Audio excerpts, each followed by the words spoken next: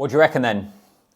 Is this the Ireland team to win 3 in a row? It would be unprecedented for them to achieve that feat, but that's what they're going to be trying to do when the Six Nations gets underway and their squad is out. Drop a comment down below, give me your thoughts on the squad as a whole. Also, whilst you're here, like the video and hit that subscribe button so you're subscribed to the channel.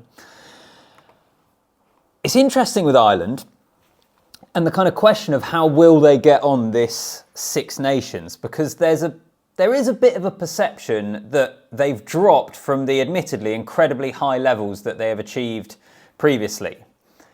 They didn't look quite as sharp in November. They still had a good set of November internationals despite the defeat to the All Blacks.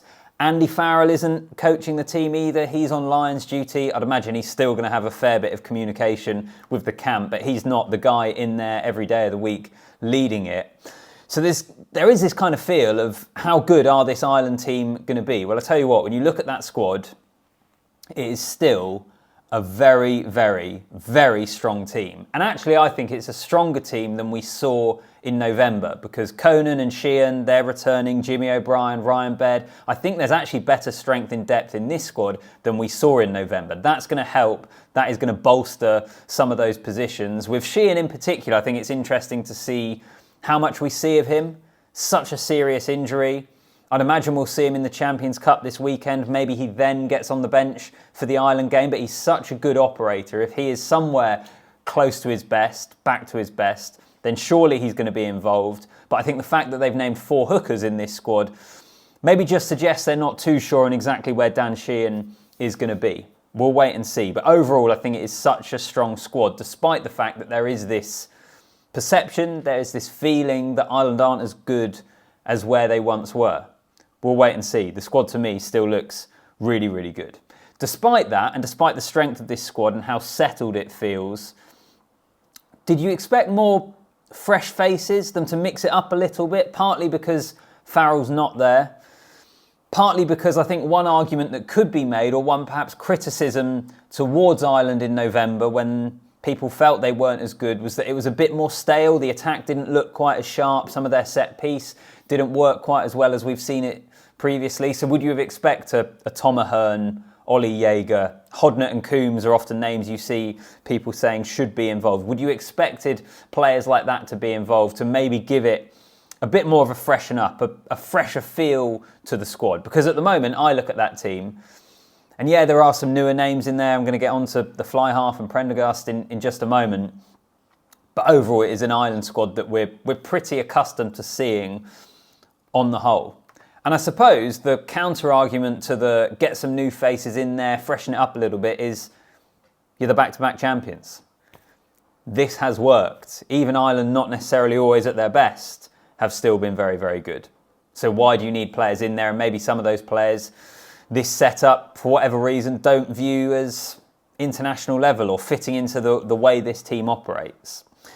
But where are there questions of the team that actually has been picked? I think there's 2 obvious ones for Ireland. We all know how good Andrew Porter is, but if he gets an injury, what do the stocks at Loosehead look like? That is still an issue, the fact that Cian Healy is still there.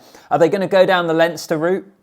It's been really interesting what Leinster have been doing, of bringing Porter off the bench after about 20 minutes.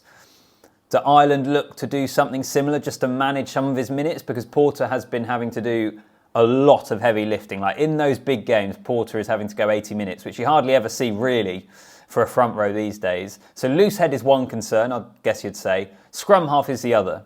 Jamison Gibson-Park, so good, so crucial to what Ireland do, particularly in an attacking sense. The depth in the squad below him, again, if you're looking at positions you really don't want to get injuries, I'd say scrum half is the one behind Loosehead that Ireland are looking at and might just have a little bit of a concern over. Let's get on to the fly half though. Like England, like quite a few teams, the fly half axis and what Ireland do at fly half will be a continued debate, point for discussion. But I think in Crawley and Prendergast, they've got 2 really good options there. I think they will continue to give Prendergast as much minutes as they possibly can. I think we'll see him start a number of games to build experience it's pretty clear, isn't it? Andy Farrell views him, I think, as his long-term options. But I still like Jack Crowley. I still think he's got a role to play. And I think between the two of them, you've got some really good options. And actually linking it back to the England discussion and fly half, when we talk about England and you look at Marcus Smith, George Ford, Finn Smith, the reality is they're all good options. And I think it's similar with Ireland. Maybe there's a feeling amongst some Irish fans, you can let me know here, that a Crawley or a Jack Farrell or a Frawley, for example, aren't quite good enough, and therefore Prendergast is getting the minutes because he's the one that has the potential to be a top quality fly half. But I still think at the moment they're good options to have. What do they do for that opening game against England?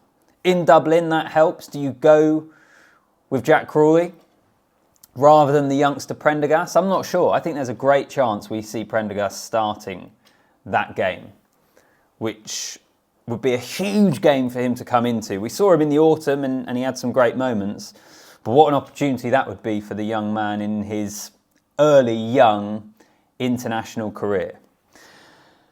But as I say, for me, it's an Ireland team that doesn't quite pick itself amongst that squad, but there's a reason it's so settled. They have been so good. There's good competition in the back five of the scrum for what they go with there, but on the whole, there are so many names there that you know are going to be able to do it week in, week out. So will they win a third Six Nations title in a row? They've got a great opportunity to. England at home, France at home. They could well do it. I think France are probably going to be the biggest challenge, aren't they? I think given where England are at the moment, I know England beat them last year at Twickenham, and actually even in Dublin they've had some relatively close games over the last few years. The French game is going to be the key one. If it was in Paris, then I think for me France would probably be my favourites for the tournament, but do you give the edge to Ireland once more? Or do you look at it and say, well, hang on a minute, their form wasn't that good in November and they don't have Andy Farrell there. How much of an impact will Farrell's absence have? So in a way, actually, when I'm talking about it, in a way I'm conflicted on this team. On the one hand, as I've said, bags of experience, settled squad, players that have been there and done it. They've won the Six Nations. They have won stuff with their clubs. They will be a pretty formidable team to try and get past. On the other hand, do you look at it and say, well, actually, hang on a minute. They haven't played that well in November. Yes, they won most of their games, but their performances weren't that good. The head coach who has been so key, who has transformed this team into the best team in the world previously, he's not there. He's away with the Lions. So massive upheaval in the coaching setup. Maybe this Ireland team won't be as good as we've seen them be. It's going to be really, really interesting to see how they get on. I still look at that squad, and on paper at least, sitting here right now, it looks formidable. I think it will be between them and France, and I think it will probably come down to that game against the French in Ireland. But we'll see. We'll see what happens. Let me know. Give me your comments. I've gone through a few bits and bobs that stand out to me. Any other areas of this squad that I haven't touched upon in detail that you think is worth discussing, put it in the comments. Like the video as well, and subscribe to the channel. Appreciate you watching. See you in the next one.